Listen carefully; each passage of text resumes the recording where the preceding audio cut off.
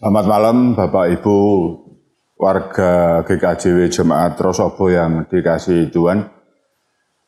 Malam ini kita bertemu kembali di dalam kita membangun ibadah keluarga, biarpun kita masih lakukan di rumah kita masing-masing.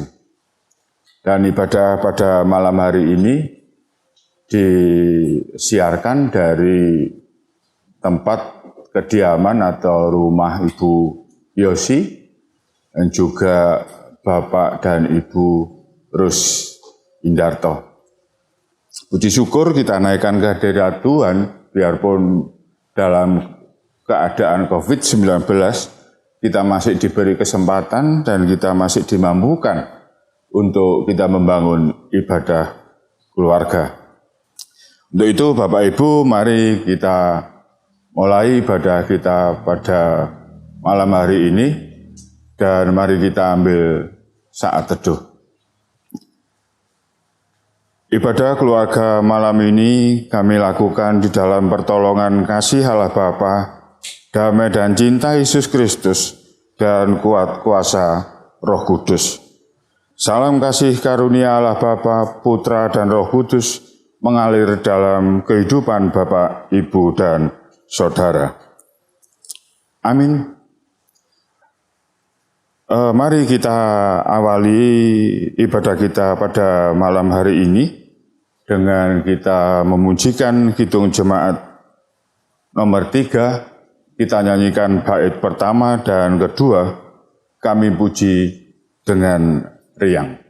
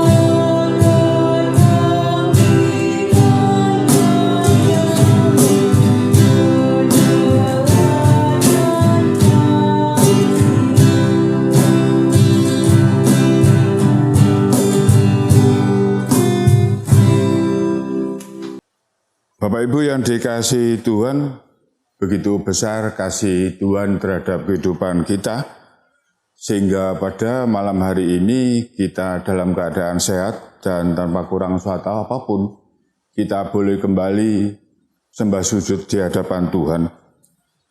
Dan kita juga sadari akan segala kekurangan kita sadari akan kebutuhan kita, akan petunjuk dari Tuhan tentang bagaimana kita mengarungi hidup ini.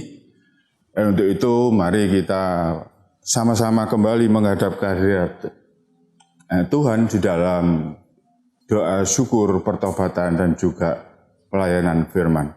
Mari kita berdoa. Allah Bapa yang bertata di dalam kerajaan surga, Kembali kami menghadap kehadirat-Mu malam hari ini, Bapa. Segala puji, hormat, dan syukur tak henti-hentinya kami naikkan kehadirat-Mu, manakala Engkau sungguh baik, Engkau sungguh mengasihani kami, sehingga sampai saat ini kami boleh merasakan sukacita yang sempurna hanya karena kasih-Mu saja. Itu Bapa, sekali lagi, biarlah apa yang sudah Engkau nyatakan di dalam kehidupan kami ini boleh memperkuat iman kami dan boleh semakin menambah keinginan kami untuk senantiasa bersandar kepada kasih dan kuasa-Mu. Di balik itu semua, Bapak, kami juga sadar setelah mengakui dengan jujur bahwa sebegitu banyak ajaran yang Engkau sudah berikan kepada kami, namun sebegitu banyak pula kami melakukan pelanggaran dan dosa di hadapan-Mu. Kami sering menyakiti suami ataupun istri kami sering tidak mengasihi anak-anak kami juga sering menyakiti sesama kami, bahkan kami sering menyakiti hati-Mu.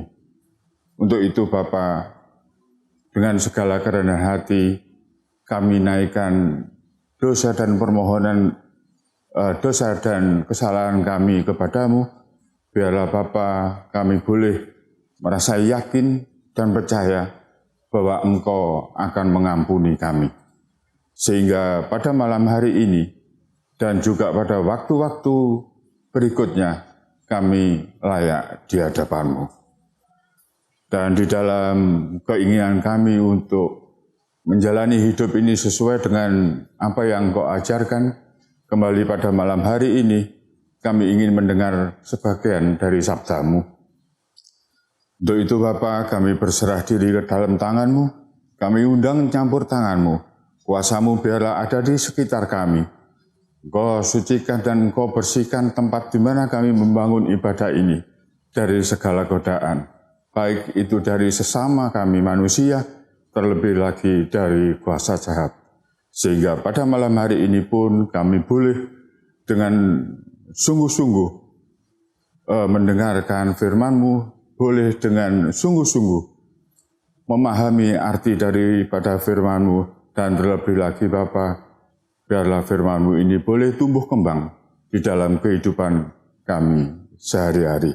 Hamba-Mu yang Kau percaya untuk menyampaikan firman-Mu ini, biarlah Engkau urapi dengan Roh-Mu yang kudus, dan Kau sempurnakan segala persiapannya, sehingga apa yang disampaikan tidak jauh melenceng dari apa yang Kau kehendaki. Terima kasih Tuhan, berfirmanlah kepada kami semua, karena kami sudah rindu untuk mendengarkannya. Di dalam nama Tuhan kami Yesus Kristus, kami sudah berdoa dan ucap syukur. Amin. Bapak Ibu, mari kita buka Alkitab kita dan kita akan baca firman Tuhan pada malam hari ini sesuai dengan jadwal bacaan. Akan kami ambilkan atau saya ambilkan dari 2 Samuel pasal yang ke-6 ayat yang ke-11 sampai dengan ke-19. Sekali lagi 2 Samuel pasal 6 ayat 11 sampai dengan 19. Saya akan bacakan bunyi selengkapnya demikian. 3 bulan lamanya tabut Tuhan itu tinggal di rumah Obed-Edom, orang Gad itu, dan Tuhan memberkati Obed-Edom dan seisi rumahnya.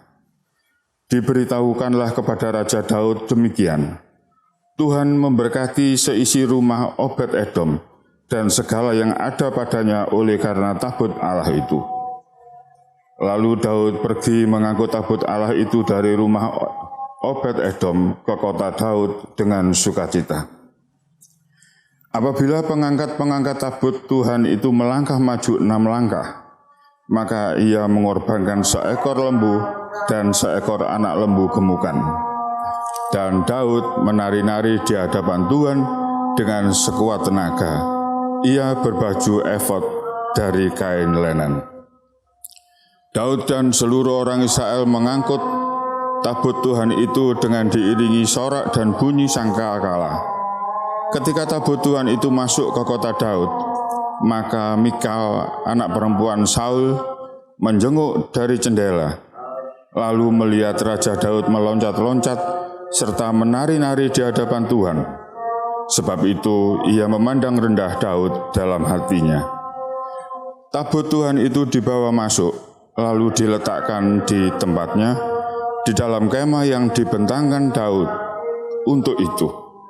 Kemudian Daud mempersembahkan korban bakaran dan korban keselamatan di hadapan Tuhan. Setelah Daud selesai mempersembahkan korban bakaran dan korban keselamatan, diberkatinyalah bangsa itu demi nama Tuhan semesta alam. Lalu dibagikannya kepada seluruh bangsa itu, kepada seluruh khalayak ramai Israel, baik laki-laki maupun perempuan, kepada masing-masing seketul roti bundar, sekerat daging, dan sepotong kue kismis. Sesudah itu, pergilah seluruh bangsa itu masing-masing ke rumahnya. Nas bacaan yang akan kita pelajari pada malam hari ini, saya ambilkan dari ayat yang ke-11, yakni 3 bulan lamanya tabut Tuhan itu tinggal di rumah Obed-Edom, orang Gad itu, dan Tuhan memberkati Obed-Edom dan seisi rumahnya.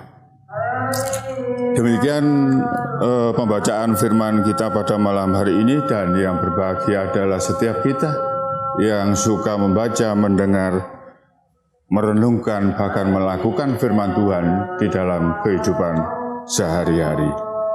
Amin. Bapak Ibu yang dikasihi Tuhan, nats kita pada malam hari ini berbicara tentang tabut Tuhan. Saya yakin Bapak Ibu semua sudah mengetahui apa makna dari tabut Tuhan itu. Karena tabut Tuhan itu adalah simbol atau lambang atau gambaran tentang kehadiran Allah di tengah-tengah bangsa Israel. Ada dua sisi di dalam tabut Tuhan itu yang mungkin perlu kita perhatikan. Yang pertama, jikalau tabut Tuhan itu ada di tengah-tengah bangsa atau di tengah-tengah orang yang berkenan kepada Allah atau orang yang mengenal Allah, tabut Tuhan itu akan merupakan satu hal yang luar biasa. Dia mempunyai kekuatan dan kuasa yang luar biasa. Sehingga tidak heran jikalau bangsa Israel dalam situasi apapun senantiasa mengusung tabut Tuhan itu. Nah, tapi di sisi lain, tabut Tuhan itu juga akan merupakan suatu petaka yang luar biasa jikalau tabut Tuhan itu berada di tengah-tengah orang yang tidak berkenan di hadapan Tuhan. Nah, apapun itu Bapak Ibu, malam hari ini kita sungguh merasakan satu hal yang aneh jika sejarah menyaksikan bahwa tabut Tuhan yang mempunyai kuasa sedemikian rupa ini justru sempat nganggur atau menumpang di rumah seseorang. Nas kita berbunyi bahwa selama 3 bulan lamanya tabut Tuhan itu dititipkan di rumah Obed-Edom orang Gad. Nah, saya tidak tahu Bapak Ibu, Obed-Edom itu masih satu keturunan dengan ke-12 suku Israel atau bukan. Tapi menurut saya pribadi kemungkinan adalah tidak. Kenapa demikian? Karena namanya yang mengandung kata Edom, yakni itu adalah satu keturunan dari Esau. Dan juga dikatakan bahwa ia adalah orang Gad. Dan kota Gad ini merupakan kemungkinan besar adalah salah satu kota yang ada di daerah Filistin. Yang kita tahu semua bahwa di daerah Filistin itu orang-orang tidak mengenal Allah. Demikian juga kalau kita baca di 1 Samuel 17 ayat yang ke-23, di sana juga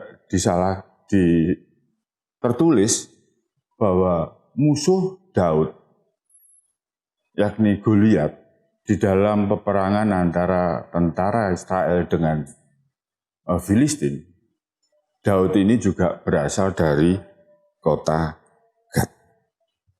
Nah, Bapak Ibu yang dikasihi Tuhan, di satu sisi tentu Obed-Edom ini sudah mendengar tentang kuasa tabut Tuhan sebelumnya.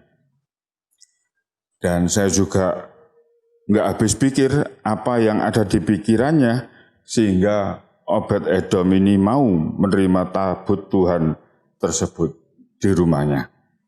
Dengan latar belakang bagaimana Tuhan memberi tulah kepada ketika tabut itu diletakkan di kuil Dagon. Jika Bapak Ibu membaca di 1 Samuel pasal yang ke-5, di sana diceritakan bagaimana kuil Dagon itu terjerembab di hadapan tabut Allah. Ketika kuil Dagon itu diberdirikan kembali, esok pagi kuil Dagon itu juga ditemukan dalam keadaan terjerembab di depan tabut Allah dengan kepala dan tangan yang terpenggal. Demikian juga ketika dari rumah Obed-Edom itu dibawa ke satu daerah yang namanya Ekron kalau tidak salah, iya. Itu pun juga menyebabkan atau mengakibatkan orang-orang di Ekron itu mengalami luka borok yang luar biasa. Atau mungkin bagaimana sebelumnya Tuhan juga membunuh Usa. Usa ini karena telah mengulurkan tangan untuk memegang tabut Tuhan. Itu bisa disaksikan atau dibaca di 2 Samuel pasal yang ke-6 ayat yang ke-7. Itu latar belakang tabut Tuhan yang terjadi selama ini. Tetapi di sisi lain Bapak Ibu, kita juga bisa membaca bahwa Alkitab juga mengatakan bahwa selama 3 bulan tabut Tuhan ada di rumah Obed-Edom. Ternyata Tuhan memberkati Obed-Edom dan seisi rumahnya. Padahal seperti kita ketahui sebelumnya bahwa Obed-Edom ini adalah juga orang Filistin yang tidak mengenal Allah. Nah, bahkan kabar mengenai keluarga Obed-Edom yang diberkati oleh Tuhan ini tersebar kemana-mana. Hingga ke istana Raja Daud. Sehingga setelah itu barulah Daud memutuskan untuk mengangkut tabut Tuhan tersebut dari rumah Obed-Edom kembali ke kota Daud, Yerusalem dengan sukacita. Nah, Bapak Ibu yang dikasihi Tuhan, muncul satu pertanyaan, bagaimana Obed-Edom bisa diberkati? Sementara banyak orang yang mengalami kutuk Tuhan ketika tabut Tuhan itu ada di tengah-tengah orang yang tidak mengenal Tuhan. Walaupun tidak tertulis di dalam Alkitab, saya yakin Bapak Ibu mungkin juga yakin bahwa Obed-Edom ini memiliki sikap atau perilaku yang berbeda dengan orang-orang Filistin lainnya. Obed-Edom memperlakukan tabut Tuhan itu dengan sebagaimana mestinya. Ia tidak memperlakukan tabut Tuhan itu dengan sembarangan seperti yang dilakukan Usa. Tetapi keluarga Obed-Edom itu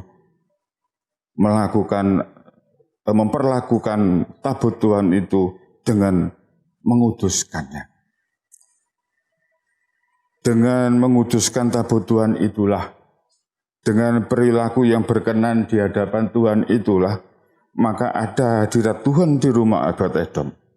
Dan hadirat Tuhan itulah yang membawa berkat. Nah, Bapak Ibu yang dikasihi Tuhan, bacaan firman kita pada malam hari ini ada hubungannya dengan kehidupan kita sehari-hari. 1 minggu lagi atau beberapa hari lagi kita akan merayakan Natal. Perayaan Natal ini juga merupakan peristiwa kehadiran Tuhan di tengah-tengah dunia. Nah, itu berarti Tuhan juga hadir di dalam kehidupan kita. Bagaimana sikap kita memperlakukan kehadiran Tuhan ini? Nah, mari kita siapkan, kita bersihkan hati dan jiwa kita. Kita sambut dan kuduskan kehadiran Tuhan ini, seperti apa yang sudah dilakukan oleh Obed-Edom terhadap tabut Tuhan. Sehingga ketika Tuhan hadir di tengah-tengah kehidupan kita, dan apa yang kita lakukan terhadap kehadiran Tuhan itu berkenan di hadapan Allah, maka kita pasti dan yakin ada berkat Tuhan yang tercurah bagi kita, baik itu selaku pribadi, keluarga, maupun sebagai jemaat. Namun satu hal yang perlu diingat Bapak Ibu sekalian, bahwa berkat itu adalah bonus, karena Tuhan berkenan atas kehidupan kita. Justru hadirat atau hadirnya Tuhan itulah yang harus kita cari atau kita upayakan, bukan berkat Tuhan. Selama kita memiliki motivasi yang benar untuk mencari dan mendatangkan hadirat Tuhan di tengah-tengah hidup atau di tengah-tengah keluarga kita, maka berkat Tuhan pun otomatis akan mengikutinya. Carilah Tuhan terlebih dahulu dan berkat-Nya, bahkan semua hal lainnya pasti akan ditambahkan kepada kita. Seperti yang tertulis di Matius pasal 6 ayat 33. Semoga kita semua mampu untuk menyambut, memperlakukan, dan mengutuskan kehadirat Tuhan di tengah-tengah keluarga kita. Tuhan memberkati kita semua. Amin. Bapak Ibu, kita sudah mendengarkan firman Tuhan, kita juga sudah merasakan betapa Tuhan begitu mengasihi kita, maka saat ini kita diberi kesempatan untuk mewujudkan rasa syukur kita melalui persembahan yang akan kita kumpulkan. Sambil kita mengumpulkan persembahan, mari kita pujikan Kidung Jemaat 393, bait yang pertama dan kedua, Tuhan betapa banyaknya.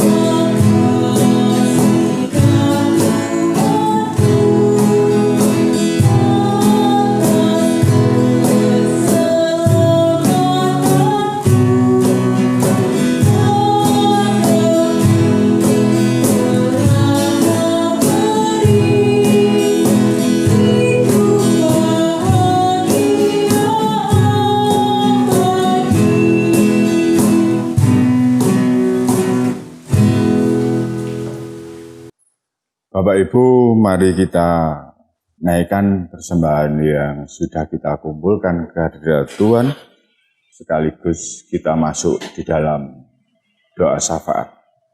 Mari kita berdoa. Allah Bapa yang kami sembah dan puji di dalam Kristus Yesus, Tuhan dan Juru Selamat kami, kembali kami menghadap kehadirat-Mu pada malam hari ini. Kami mengucap syukur dan terima kasih Bapa, jikalau pada malam hari ini Engkau sudah berfirman kepada kami semua. Engkau juga sudah tanamkan bagaimana kami harus menyambut kedatangan-Mu, bagaimana kami harus mengkuduskan kehadirat-Mu di tengah-tengah bumi ini, istimewanya di tengah-tengah keluarga dan jemaat kami. Untuk itu Tuhan, kami mohon kemampuan daripada-Mu, biarlah apa yang Kau firmankan pada malam hari ini boleh kami lakukan, sehingga Engkau pun berkenan mencurahkan berkat bagi kehidupan kami, baik selaku pribadi, keluarga, maupun selaku jemaat. Bersyukur atas itu semua Bapa, kami sudah kumpulkan persembahan sebagai salah satu wujud rasa syukur kami. Dan apa yang sudah terkumpul ini biarlah kembali kami serahkan ke hadirat-Mu. Engkau sendiri yang berkati, Engkau sendiri yang kuduskan, sehingga seberapapun yang kami kumpulkan pada malam hari ini, itu boleh bermanfaat dan berguna bagi pelebaran kerajaan-Mu di bumi ini, khususnya di GKJW Jemaat Rosopo.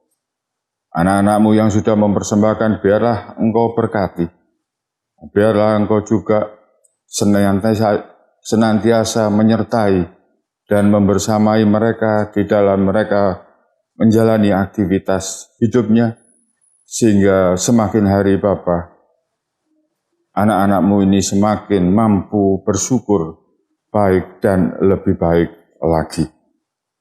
Dan hamba-Mu yang Kau percaya untuk menata layani persembahan ini, kami juga mohon kiranya Engkau memberi hikmat serta rasa takut di dalam mengelolanya, sehingga semua yang dilakukannya sesuai dengan apa yang Kau kehendaki. Terima kasih Tuhan, kami pada malam hari ini juga berdoa untuk pelayan-pelayan-Mu di GKJW Jemaat Rosopo ini, dari Bapak Pendeta Yudi Eristiono, Bapak Ibu Penatua Diaken, Bapak Ibu di masing-masing komisi, dan juga mereka ketua kelompok 1, 2, dan 3. Tuhan, mereka ini adalah hamba-hamba-Mu, mereka ini yang dengan sukacita melaksanakan apa yang Kau tugaskan kepada mereka. Untuk itu kami mohon berkat kesehatan, berkat kekuatan, dan kecukupan di dalam kehidupannya, sehingga mereka pun tidak menanggung beban ketika mereka melaksanakan tugas pelayanan yang Engkau berikan. Sehingga dengan demikian Bapa, apa yang mereka lakukan boleh benar-benar benar di hadirat-Mu. Kami juga berdoa untuk saat ini Bapa, untuk salah satu atau beberapa anak-anak-Mu di Rosopo yang mungkin hari ini menjalani ujian, baik itu ujian sekolah maupun ujian kepegawaian, khususnya Mbak Citra yang saat ini menjalani ujian di dalam kepegawaiannya. Tuhan, kami yakin anak-anak-Mu ini sudah mempersiapkan segala sesuatunya untuk menyambut dan menghadapi ujian ini. Namun tanpa campur tangan-Mu Bapa, mereka tidak bisa apa-apa. Untuk itu sempurnakanlah segala persiapannya. Tumbuhkan dan kuatkan daya ingat mereka, sehingga apa yang dipelajari boleh bermanfaat bagi mereka di dalam menghadapi ujian ini. sehingga pada akhirnya anak-anak-Mu ini juga boleh merasakan sukacita yang sempurna daripada-Mu karena keberhasilannya. Tak lupa kami juga serahkan panitia pembangunan dengan segala permasalahannya, dengan segala pergumulannya. Tuhan, kami percaya Engkau tidak tinggalkan panitia pembangunan ini. Berkati mereka semua, berkati mereka yang sudah berusaha sedemikian rupa. Dan biarlah Bapa, hanya karena kasih-Mu saja, hanya karena berkat-Mu saja, panitia pembangunan ini boleh menjalankan tugasnya dengan baik. Dan kami mengucap syukur dan terima kasih jikalau sampai pada saat ini Bapa, panitia pembangunan ini mampu melaksanakan tugasnya. Jikalau ada yang tidak ambil bagian di dalam melaksanakan terwujudnya rumah ibadah di Trosobo ini, Bapa, kami serahkan mereka ke dalam tangan-Mu. Biarlah Engkau sendiri yang membuka hati dan pikiran mereka, supaya mereka semua, baik itu panitia maupun warga jemaat Trosobo, boleh bergandeng tangan, boleh bersama-sama mewujudkan keinginan untuk memiliki rumah ibadah ini. Sekian puluh tahun kami menginginkannya Bapa, dan saat ini kami sedang berjuang. Untuk itu berkatilah. Demikian juga kami mohon Bapa, kiranya Engkau juga menuntun orang-orang atau anak-anak-Mu yang berkelimpahan berkat, bukan hanya dari Trosobo, tapi juga dari luar. Biarlah Bapak mereka juga boleh ikut ambil bagian di dalam pengumpulan dana untuk pembangunan rumah ibadah ini. Karena hanya dengan demikian Bapak, rumah ibadah ini boleh kami saksikan berdiri di tengah-tengah jemaat-Mu di Trosobo ini. Terima kasih Tuhan. Kami juga tak lupa serahkan pemerintahan kami, negara Indonesia yang baru-baru saja ini melaksanakan pemilihan bupati ataupun wali kota. Di samping itu juga masih ada beberapa masalah yang terus-menerus ada di tengah-tengah negara kami. Untuk itu Bapa, kami mohon campur tangan-Mu. Mengandalkan kekuatan mereka pribadi lepas pribadi, rasanya tidak mungkin kami untuk keluar dari segala permasalahan itu. Untuk itu hanya campur tangan-Mu saja yang kami andalkan. Demikian juga di dalam pemilihan pimpinan. Biarlah Engkau juga campur tangan, dan Engkau juga senantiasa memberikan pimpinan-pimpinan yang baik, pimpinan-pimpinan yang tidak memikirkan dirinya sendiri, tapi mereka bekerja semuanya untuk kedamaian, kesejahteraan warga negara kami. Terima kasih Tuhan. Tak lupa kami juga serahkan keluarga Ibu Yosi, keluarga Bapak Ibu Rus Indarto yang saat ini telah membuka pintu rumahnya untuk jalannya ibadah keluarga pada malam hari ini. Apapun yang mereka sudah berikan, apapun yang mereka sudah lakukan, biarlah ini juga Engkau berkati. Sehingga Bapa, dengan sukacita mereka juga akan merasakan berkat yang daripada-Mu. Beri keluarga ini kesehatan, kekuatan, kerukunan, damai dan sejahtera di dalam kehidupannya, sehingga melalui keluarga mereka, orang-orang yang tinggal di sekitarnya boleh melihat kasih-Mu nyata di dalam kehidupan ini. Terima kasih Tuhan, sudah sedemikian jauh doa yang kami panjatkan ke hadirat-Mu, dan jikalau sebentar kami akhiri ibadah pada malam hari ini, kami hamba-Mu maupun kru dari multimedia akan meninggalkan keluarga di sini. Kami mohon penyertaan-Mu, kami mohon kuasa-Mu, kami mohon tuntunan-Mu. Biarlah di dalam perjalanan kami boleh sampai di rumah dengan selamat dan penuh sukacita. Dan untuk keluarga yang kami tinggalkan, Bapa, kami yakin dan percaya Engkau tidak meninggalkan keluarga ini. Berkati dan sertai keluarga ini. Terima kasih Bapa. Dan jikalau ada di dalam ibadah pada malam hari ini hal-hal yang tidak berkenan di hadapan-Mu, dengan segala kerendahan hati, kami mohon pengampunan. Di dalam nama Tuhan kami Yesus Kristus, kami sudah berdoa dan ucap syukur. Amin. Bapak Ibu yang dikasihi Tuhan, kita akan akhiri ibadah pada malam hari ini.